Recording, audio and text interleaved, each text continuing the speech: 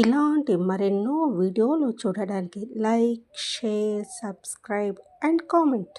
ఈరోజు ఈ వీడియోలో 2026 సంవత్సరంలో ఆషాఢ మాసము ప్రారంభము మరియు ముగింపు తేదీలు, ఈ మాసాన్ని శూన్య మాసము అని ఎందుకు అంటారు, ఈ మాసంలో ఎలాంటి శుభకార్యాలు ఎందుకు చెయ్యరు, ఆషాఢ మాసంలో కొత్త కోడల్ని పుట్టింటికి ఎందుకు పంపిస్తారు, ఈ మాసంలో తప్పక పాటించవలసిన నియమాలు ఏమిటి అనే విషయాల గురించి తెలుసుకుందాము.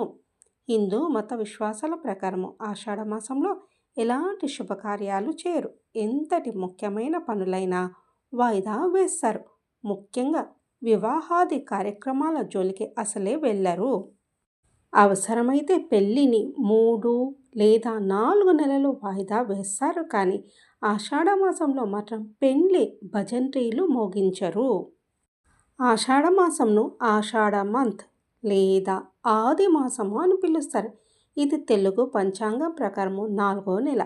హిందూ పండితుల ప్రకారము ఆషాఢ మాసము పవిత్రమైనది కాదు. ఆషాఢ అనేది ఆది అనే సంస్కృత పదం నుండి వచ్చింది. ఆది అంటే శక్తి అని అర్థం. కాబట్టి ఈ ఆషాఢ మాసము దేవతలను పూజించడానికి చాలా పవిత్రమైనది. ఆషాఢ మాసము ఇంగ్లీష్ క్యాలెండర్ ప్రకారము జూన్, జూలై మధ్యలో వస్తుంది. ఆషాఢ మాసంలో పెళ్ళిలే కాదు, గృహప్రవేశము, శంకుస్థాపన వంటి ఎలాంటి శుభకార్యాలు నిర్వహించడం మంచిది కాదు. కనీసం శుభకార్యాలను, మంచి పనులను కూడా ప్రారంభించరు.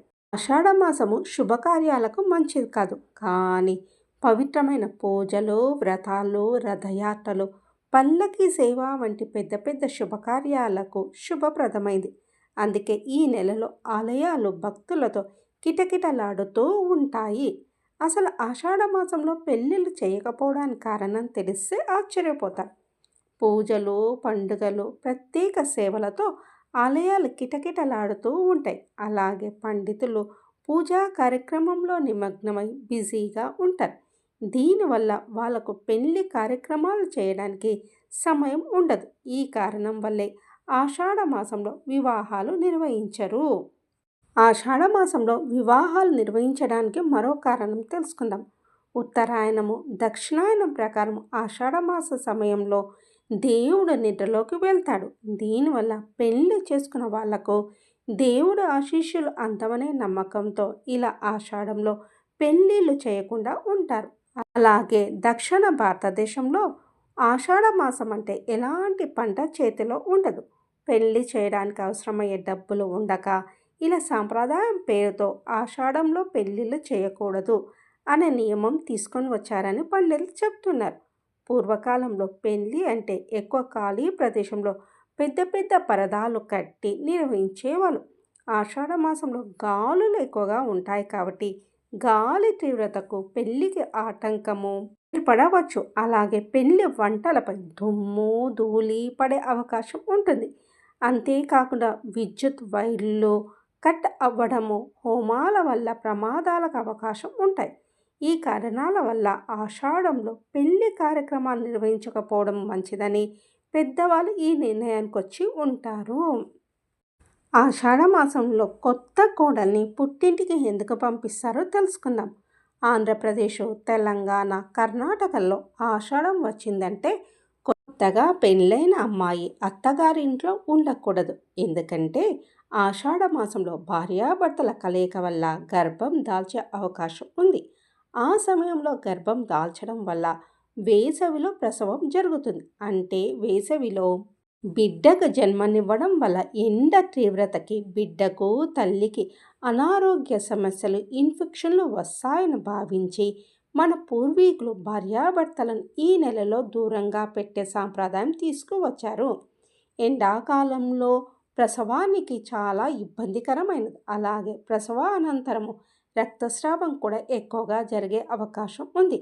పూర్వము ఆసుపత్రుల్లో మంచి ట్రీట్మెంట్ ఉండేది కాదు. కాబట్టి ఇలా సాంప్రదాయం పేరుతో భార్యాభర్తలను వేరుగా ఉంచేవాళ్ళు. 2026 సంవత్సరంలో ఆషాఢ మాసము 15వ తేదీ జూలై 2026 బుధవారము ఆషాఢ పాడ్యమి తిథితో ప్రారంభమై 12వ తేదీ ఆగస్టు 2026 బుధవారం ఆషాఢ అమావాస్య తిథితో ఆషాఢ మాసం ముగుస్తుంది. ఆషాఢ మాసంలో ఆధ్యాత్మిక పూజలు, దాన ధర్మాలు మరియు వ్యవసాయ పనులకు ప్రాధాన్యత ఇవ్వాలి. ఈ మాసంలో వివాహాది, గృహప్రవేశాలు వంటి శుభకార్యాలు చేయరు. కానీ దైవారాధనకు ఈ సమయం అత్యంత పవిత్రమైనది.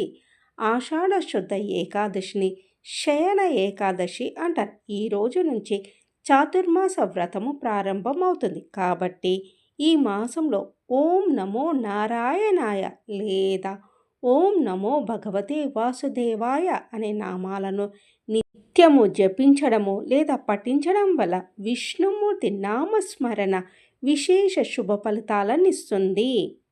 ఈ మాసంలో లక్ష్మీదేవిని పూజించి అమ్మవారి నామాలను జపించడం వల్ల ఆర్థిక సమస్యలు తొలగిపోతాయి.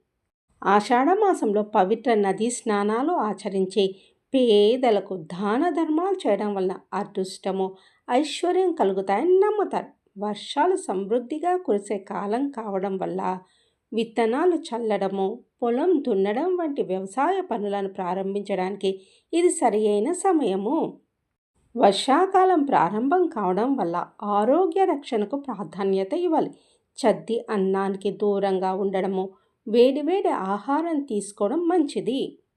మహిళలు ఈ మాసంలో తప్పనిసరిగా గోరింటాకు పెట్టుకుంటారు. దీని వెనుక ఆరోగ్య రహస్యం ఉంది. వర్షాకాలంలో వచ్చే అనారోగ్యాల నుండి రక్షణ కల్పించడానికి మరియు శరీర ఉష్ణోగ్రతను నియంత్రించడానికి గోరింటాకు సహాయపడుతుంది. తెలంగాణలో అత్యంత వైభవంగా జరుపుకునే బోనాల పండుగ, తొలి ఏకాదశి, గురు పౌర్ణమి వంటి పండుగలు ఈ మాసంలోనే వస్తాయి. వర్షాల వల్ల నీరు కలుషితం కావచ్చు. కాబట్టి చల్లబడిన నీరు లేదా పాత నీరు తాగడం మానివేసి వేడి చేసిన నీటిని తాగడము, తేలికపాటి ఆహారాన్ని తీసుకోవడం ఉత్తమము.